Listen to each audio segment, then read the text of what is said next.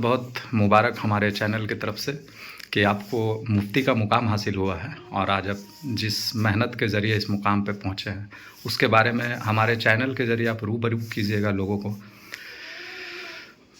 कहाँ से अपनी पढ़ाई का सफ़र जो है वो शुरू किए थे आप? सबसे पहले मैं आपके चैनल को और आपके चैनल के माध्यम से जितने लोग आपको चाहने वाले हैं, फॉलोअर हैं, सभी को मैं दिल की गहराइयों से मुबारकबादी पेश करता हूँ कि आपने एक अदना सा स्टूडेंट का इंटरव्यू लिया जिससे एक माशरे और समाज में एक पैगाम देने की कोशिश की है। तो इसके लिए मैं आपका आप सभी का शुक्रगुज़ार हूँ।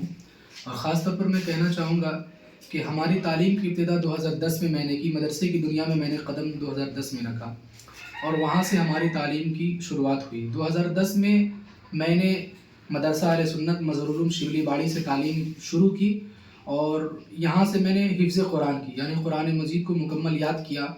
और 2013 में मैं मरकज़ी दारुल क़िराअत जमशेदपुर रवाना हुआ।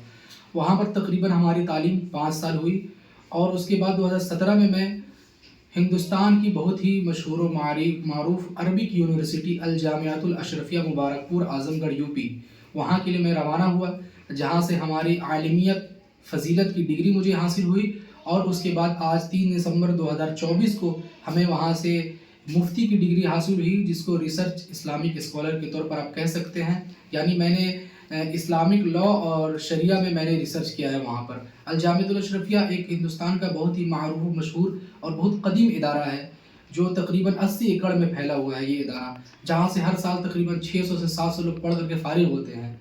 तो वहाँ से मैंने मुफ्ती की डिग्री हासिल की है।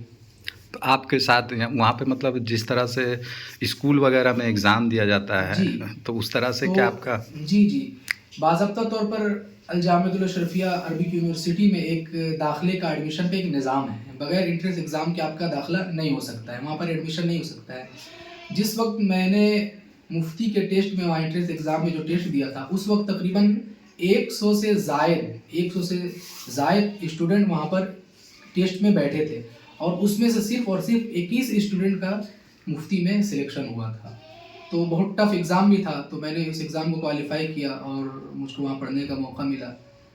तो वहाँ सिर्फ झारखंड के ही बच्चे? नहीं, झारखंड के नहीं, बल्कि अल जामियातुल अशरफिया इतनी बड़ी यूनिवर्सिटी है कि सिर्फ झारखंड ही नहीं बल्कि बिहार ही नहीं, हिंदुस्तान ही नहीं बल्कि फॉरेन कंट्री के वहाँ तलबा भी पढ़ते हैं। बाज़ाब्ता अलग से एक फॉरेन हॉस्टल बनाया गया जहाँ न्यूजीलैंड, साउथ अफ्रीका, बांग्लादेश इस तरह दीगर ममालिक के तलबा पढ़ने के लिए आते हैं वहाँ पे। घर पे आपको किस तरह का सपोर्ट रहा इस तालीम को हासिल करने हमारी के लिए? ज़िंदगी की कामयाबी के पीछे 3 लोगों का बड़ा अहम किरदार है कि अगर इन लोगों का साथ ना होता, अगर इन लोगों की दुआएं और हौसला अफजाई ना होती तो शायद इतना लंबा तालीमी सफ़र करना हमारे लिए बहुत दुश्वार गुजर होता। सबसे पहले मैं अपने तमाम असातिज़ा का, टीचर्स का शुक्रगुज़ार हूँ कि जिन्होंने मुझे पढ़ाया है। उन्होंने बड़ी हमारे पीछे मेहनत की है और मुझको बहुत कुछ सिखाया है, जो कुछ भी हमारे असातिज़ा का दिया हुआ है। और दूसरी हमारे वालिदैन, हमारी अम्मी का बड़ा सपोर्ट रहा है। हमारी अम्मी ने बड़ा सपोर्ट किया है, हर तरह की मुश्किलात और परेशानी को झेल करके उन्होंने बर्दाश्त किया, मगर हमारी तालीम में कभी भी कोई कमी नहीं आने दी है, कभी भी कोई कमी नहीं आने दी। हमेशा उन्होंने कहा कि आगे बढ़ो। और तीसरा, मैं अहले शिबली बाड़ी ने मुझको बड़ा सपोर्ट किया है। अहले शिबली बाड़ी ने हर तरह से मेरा सपोर्ट किया, हर तरह से हौसला अफजाई की इन्होंने, और जहाँ भी ज़रूरत पड़ी ये लोग हमारे कंधे से कंधा मिलाकर खड़े रहे, शिबली बाड़ी के सारे लोग। तो इन 3 लोगों का अहम किरदार है हमारे तालीमी सफ़र में। इस मुकाम पे पहुँचे हैं, कैसा महसूस कर रहे हैं और लोगों से, इस्लामिक भाइयों से क्या कहना चाहिए? मैं यही कहना चाहूँगा कि देखिए कि आज की डेट में या कभी भी आप पूरी हिस्ट्री को पढ़ेंगे, चाहे इस्लामिक हिस्ट्री हो या हिंदुस्तान की हिस्ट्री हो या पूरी दुनिया की हिस्ट्री हो, आप देखेंगे कि वही कौम तरक्की करती है जिसके पास इल्म का हथियार होता है। बग़ैर एजुकेशन के कोई भी कौम तरक्की नहीं कर सकती है। इसीलिए अगर आज की तारीख में अगर किसी भी कौम को या किसी भी शख्स को तरक्की करना है तो उसे तालीम के मैदान में, एजुकेशन के मैदान में आगे आना होगा। बग़ैर तालीम के आप कभी भी तरक्की नहीं कर सकते। इसलिए जिस कौम के पास तालीम और एजुकेशन है, कामयाबी का सेहरा भी उसी के सर सजेगा। ये अटल फैसला है। इसलिए मैं आपके चैनल के माध्यम से पूरे हिंदुस्तान से गुजारिश करना चाहूँगा कि आधी रोटी खाइए मगर अपने बच्चों को ज़रूर पढ़ाइए। ये सबसे अहम है। ये एक बात याद रखिए, मैं कहना चाहूँगा, हमारे जो मुक़द्दस कुरान मजीद है वहाँ पर एक कुरान मुक़द्दस में एक आयत करीमा है, इन्ना माअल उसरि युसरा। कि हर दुश्वारी के साथ आसानी है। जहां पर आपको लगे कि परेशानी है, वहीं पर आपके लिए आसानी और वहीं पर कामयाबी आपके लिए है। जहां पर आपको लगे यहाँ पर मुश्किलात है, जहां पर आप फंस रहे, आपको समझ जाइए उसी के बाद आपके लिए कामयाबी रखी हुई है। तो हर मुश्किलात के साथ ही आसानी होती है। स्ट्रगल करने के बाद ही आप कामयाब होंगे, बगैर स्ट्रगल के आप कभी भी कामयाब नहीं हो सकते हैं। और स्ट्रगल करने वाले ही हकीकी मानों में वो कामयाब होते हैं।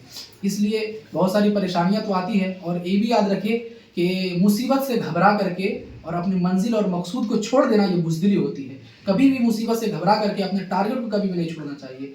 जहाँ पर आपके लिए मुसीबत है, वहीं पे आपके लिए कामयाबी भी है। तो परेशानियाँ तो आती है, ये इंसान की ज़िंदगी का जुज़्वे लायनफ़क है, हमेशा रहती है हर किसी के साथ। तो वहीं पर आपके लिए कामयाबी होती है। तो मैं यही कहूँगा कि कामयाबी को पार करने के बाद ही आसानियाँ होती है, मतलब कामयाबी होती है दुश्वारी को पार करने के बाद। तो परेशानियाँ तो आती है, ख़ासकर तालीम के मैदान में जब आप कदम रखेंगे तो आपको जगह जगह पर परेशानियाँ आएगी, मगर आपको अपने बड़ों से सीख लेने की ज़रूरत है। मैं जहाँ से पढ़ कर आया, उसके जो संस्थापक थे, उन्होंने एक जुमला कहा था कि खुद से तजर्बा मत करो, खुद से तजर्बा मत करो, खुद को तजर्बागाह मत बनाओ, तो तजर्बा करने वालों से फ़ायदा उठाओ। ये ज़िंदगी कामयाबी होती है। आपकी ज़िंदगी में सबसे कामयाबी के पीछे जो सबसे अहम राज है वो कि आपको गाइडलाइन मिले, रहनुमाई मिले। तो अशरफिया एक इतना बड़ा इदारा है, यूनिवर्सिटी है, जहाँ से कई गाइडलाइन मिले और रास्ते खुल गए आगे जाने के लिए। तो उन्होंने बहुत कुछ, अशरफिया ने बहुत कुछ दिया है मुझे। आज जो कुछ भी अशरफिया का दिया हुआ है, तो मैं आपके चैनल के माध्यम से सबसे यही गुजारिश करना चाहूँगा कि तालीम के मैदान में आगे बढ़िए। क्या करना आगे है? का तालीम मेरा जारी रखने का इरादा है। मैंने जो इतना लंबा वक्त दिया है, मैं चाहता हूँ कि, और लोगों की भी ख्वाहिश है, हमारी भी ख्वाहिश है कि मैं आगे के लिए बाज़ाब्ता पीएचडी के लिए मैं मिस्र, इजिप्ट की तरफ निकलना चाह रहा हूँ, जहाँ पर जाकर के मैं किसी एक सब्जेक्ट और एक फ़न पर मैं पीएचडी करना चाहता हूँ। और सभी लोगों से गुजारिश है कि हमारे हक़ में दुआएं भी करें कि मैं अपने आगे का सफ़र जारी रखूँ। ये वो मुफ्ती उपाधि होता है ना, इस पे थोड़ा सा जी, मुफ्ती एक समझिए कि ये एक बहुत बड़ा पोस्ट होता है ये। जिस तरह से आप ये कह लें कि हाई कोर्ट का जिस तरह जज होता है, उसी तरह हमारे इस्लामिक शरीयत के अंदर एक मुफ्ती का मकाम होता है कि वो इस्लामी फ़ैसला करने में एक जज की तरह होता है। उसके फ़ैसले को बाज़ाब्ता, जिस तरह से आप कहते हैं हाई कोर्ट, उसी तरह हमारे यहाँ होता है दारुल क़ज़ा और दारुल इफ्ता, जहाँ से फ़तवे निकलते हैं, जहाँ से उसूल और ज़ाब्ते के मुताबिक, इस्लामी कानून के मुताबिक जहाँ से हमें हुक्म दिया जाता है, फ़ैसला सुनाया जाता है। तो जो फ़ैसला सुनाने वाले जो होते हैं उसको कहते हैं मुफ्ती, उसको कहते हैं काज़ी। ये इस मुफ्ती की पढ़ाई करने के बाद ही ये डिग्री दी जाती है, और इसमें सिलेक्शन भी बहुत कम होता है, बहुत टफ ये पोस्ट होता है। तो अल्हम्दुलिल्लाह जामिअतुल अशरफिया से मुझे वो डिग्री दी गई है, और मैं आज फारिग होकर इसके आपके बाद भी सामने कोई आया हूँ। पोस्ट होता है? जी, इसके बाद आपको किसी, अब हिंदुस्तान की पढ़ाई तो अब फ़िलवक़्त हिंदुस्तान में पढ़ाई मुफ्ती की डिग्री तक लास्ट है। अगर इसके बाद आपको किसी एक सब्जेक्ट में या एक फ़न में आपको रिसर्च करना है, तो इसके लिए आपको बाहर जाना होगा, जिसके लिए पूरे वर्ल्ड की सबसे बड़ी यूनिवर्सिटी, जहाँ पर एक कैंपस के अंदर 20 लाख स्टूडेंट पढ़ते हैं, जिसको जामिअतुल अज़हर मिस्र कहते हैं, जो इजिप्ट के अंदर है। बहुत कदीम इदारा है, कई सौ साल पुराना वो यूनिवर्सिटी है, जहाँ पर कुरान और हदीस के साथ बायोलॉजी, फिज़िक्स सारी पढ़ाइयाँ होती है। तो मैं इंशाअल्लाह वहाँ का रुख करना चाहता हूँ, और वहाँ पर जाकर किसी एक फ़न में रिसर्च करना चाहता हूँ, जहाँ से मुझे पीएचडी की डिग्री मिलेगी वहाँ से। अच्छा, कोई बच्चा अगर मुफ्ती बनना चाहे तो उससे क्या करना? अगर कोई बनना चाहता है तो उसके लिए सबसे पहले कि वो नीचे से उसको मजबूत होना पड़ेगा। नीचे से उसकी तालीम मजबूत होनी चाहिए, अच्छी गाइडलाइन उनको मिलनी चाहिए, और शुरू ही से उसको ज़हन दी जाए पढ़ने के लिए, क्योंकि ये कंपटीशन का दौर है और कंपटीशन का मैदान है। मगर आप कंपटीशन निकाले कहीं भी कामयाब नहीं हो सकते हैं। कंपटीशन निकालना आपको होगा तो उसको बाज़ाब्ता तैयारी करनी पड़ेगी। कई ऐसे सेंटर्स चलते हैं कई जगहों पर, दिल्ली वगैरह में, जहाँ पर कंपटीशन की तैयारी होती है। तो आपकी अगर बुनियादी तालीम मजबूत है तो आप हर कंपटीशन को आसानी से निकाल लेंगे। अगर बुनियादी तालीम मजबूत नहीं है तो फिर आपके लिए दुश्वारी हो सकती है। इसलिए मैं हर किसी से ये कहना चाहूँगा, जो भी इलाके के रहने वाले ख़ास तौर पर है, जैसे अगर कोई धनबाद का रहने वाला है, कोई आसनसोल का रहने वाला है, तो मैं उससे कहूँगा कि वो बाहर निकले। बाहर निकलेगा ना तो आपका ज़हन खुलेगा और बहुत सारी बातें समझ में आएगी, ठीक है। तो इसलिए आपको बाहर निकलने के बाद आपको बहुत सारे रास्ते मालूम हो कि हमको अपनी ज़िंदगी में क्या करना है, कैसे करना है, इसका तजर्बा आपको ज़रूर होगा। आपका नाम? मेरा नाम मोहम्मद अब्दुल अज़ीज़ है, जो मैं शिवलीबाड़ी का रहने वाला हूँ। हमारी पैदाइश ही यहीं हुई है और बचपन भी यहीं पर हमारा गुजरा। लिखी हुई एक किताब है जिसको मैंने पढ़ने के ज़माने में लिखा है, अपनी स्टूडेंट लाइफ में मैंने इसको लिखा है। इस किताब को मैं 8 दिसंबर 2022 में मुकम्मल कर चुका था। मैंने इसको लिखा है इस किताब को, और तकरीबन इस किताब को लिखने में मुझे 5 साल लगे, और जिस किताब को तकरीबन कल लॉन्च भी किया गया सारे लोगों के सामने में, तो काफ़ी मेहनत लगी इस किताब को लिखने में। और किस टॉपिक पे है आप? ये टॉपिक हमारे इस्लामिक टॉपिक पर है। मैंने लिखा है जो हम लोग नमाज़ पढ़ते हैं, तो उस नमाज को जो हम लोग का तरीक़ा है वो नमाज, तो हमारे नबी ने, हमारे पैगम्बर इस्लाम सल्लल्लाहु अलैहि वसल्लम ने जो गाइडलाइन हम लोगों को दिया है, हम उसके मुताबिक नमाज़ पढ़ते हैं नहीं पढ़ते हैं, लोग इसके ज़रिए उसको जान सकते हैं कि जिस तरीके से हमें पढ़ना चाहिए, तो उसके मुताबिक हम लोग नमाज़ पढ़ते हैं। इस किताब को मैंने ये तस्नीफ़ सिर्फ की है। एक ही भाषा में लिखा है या और भी भाषा में और इस लिखा हुआ है? किताब को देखिए, ये किताब पहली मर्तबा में ये हिंदुस्तान से नहीं छपी है, इसको हॉलैंड से ये किताब छपी है। हॉलैंड जो अल जामिया अनवारुल उलूम और हाफिज़ मिल्लत इंस्टीट्यूट हॉलैंड में एक बड़ी यूनिवर्सिटी है, वहाँ के जो ज़िम्मेदारान हैं उन लोगों ने इस किताब को अपनी खर्च से छपवाया है। ये किताब हॉलैंड से छपी है, तो इस किताब की बड़ी अहमियत है। तकरीबन मार्केट में आने के बाद ये किताब तकरीबन 1 हफ़्ते के अंदर 400 पीस किताबें पार्सल हो चुकी है। ये किताब अब तक कई, ये अरबी भाषा में ही लिखी हुई ये है? उर्दू भाषा में है और अरबी, इसमें दोनों मिक्स है, अरबी और उर्दू दोनों। और इसका इंग्लिश ट्रांसलेट इंशाअल्लाह तबारक व तआला 2 महीने के अंदर इंग्लिश में ट्रांसलेट होने जा रहा है, डच ज़बान में इसका।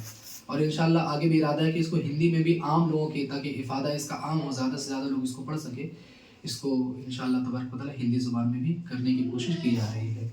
कैसा महसूस कर रहे हैं आपके बस्ती के ही बच्चे ने इस मुकाम को आज हासिल किया है?